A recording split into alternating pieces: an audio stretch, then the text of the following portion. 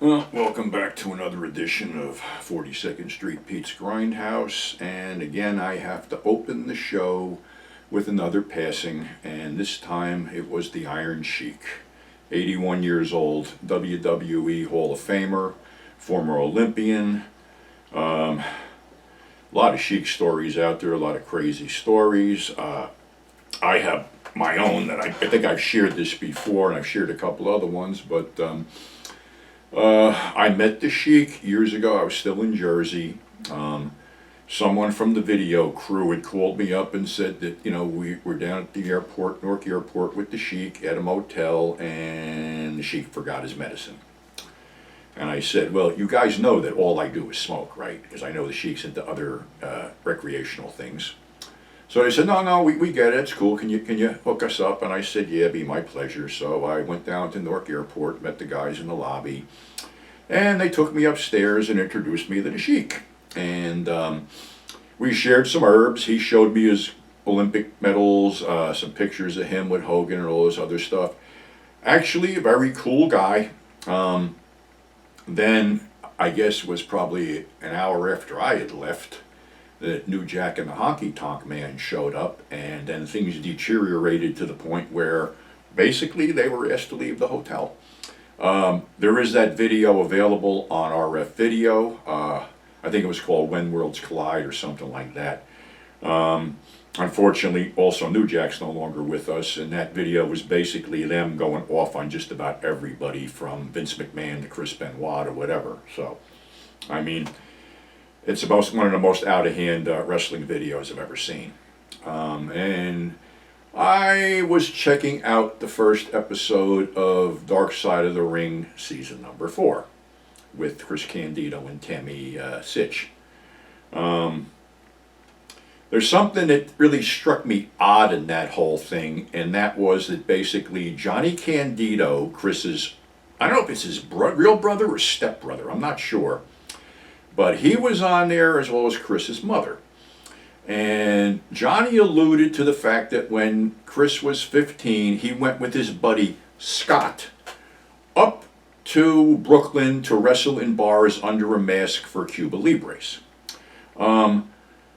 I don't know where this Scott character came from, but that's not the real truth. The truth of the matter is he went up there with his childhood friend John Richter, aka Balls Mahoney. And they did this. And for whatever reason, Johnny, I don't know why you weren't going to say anything about John, but maybe you want to remember something, that when Balls and Axel had a dark match, a tryout match at the Meadowlands in New Jersey, and they were asked if they knew someone local they could bring them to work them, who got the phone call, Johnny? You did, from Balls. So, again, I don't know why his name was omitted, because Chris and Balls were, Chris and John were very close friends. And, Chris was a good guy. The whole problem was, he was madly in love with Tammy. They went to Smoky Mountain, where Tammy had basically no interest in wrestling until Jim Cornette figured he could pay them more if she became an on-air personality. Then Vince McMahon saw her. Then they brought her and Chris up north to do the Body Donna's deal. And then she caught the eye of then WWF champion Shawn Michaels, who basically, in her own words, basically banged her on the floor of the shower somewhere. Of course, Chris had to suck it up with all this because, this guy's the champ, and he got moved lower and lower and lower down the card. And, he left eventually, and then they brought in Sable, which killed Sonny off, and then they both went to ECW. Chris was supposed to wrestle Taz for the title in the main event, but then something happened drug-related. Chris was stuck in the main... Actually, the main event became on first, and basically Taz squashed Chris in under a minute. And then the main event became Taz against Bubba Ray Dudley. Then Tammy did an on-air promo, basically saying that she was going to straighten out, yada, yada, yada. Well, Tammy never straightened out. Chris, however, did straighten out and was actually having fun in the last, couple of years of his life, running around. He was on the Indies, he was at cyberspace, bunch of appearances, but he broke his ankle, I believe, in TNA, and for some reason got flown back to Jersey, and they said basically a blood clot took him out, and he died of pneumonia at 33 years old. Tammy has been in and out of scrapes with the law ever since. Tammy was brought into WSU a couple times. Me and Pete Fierro, who was doing ringside photography, walked up to her and said, you really look great. You're really clean. Basically she was clean and sober then. And about 4 months later, they had the Jersey All Pro Anniversary show down in Atlantic City, and it was all they could do to get her out of the rings because she was so fucked up.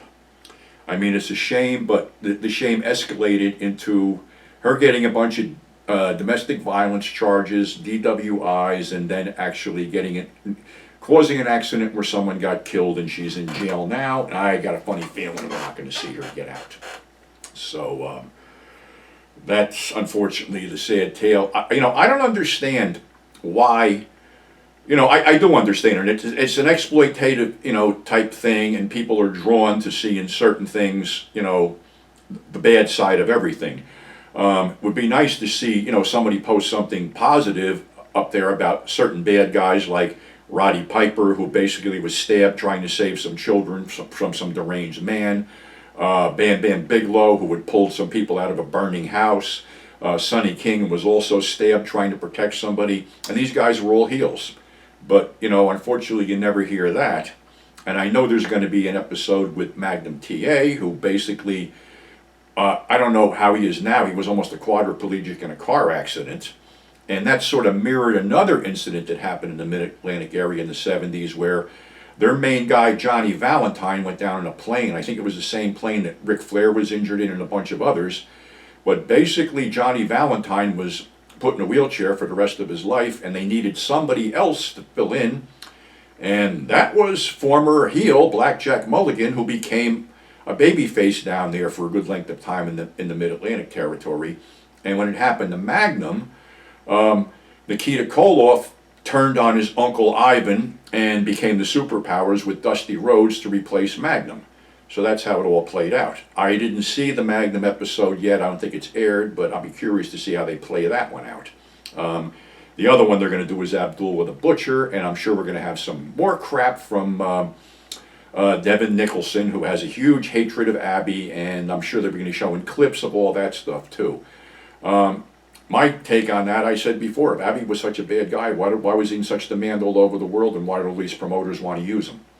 So I guess we'll see that down the road. So, it just gets tired. It just gets tiring of just seeing the bad side of everything, but that seems to be what sells. So that's all I got for today. Thanks for subscribing. Thanks for tuning in. And above all, stay safe, and we'll catch you on the flip side.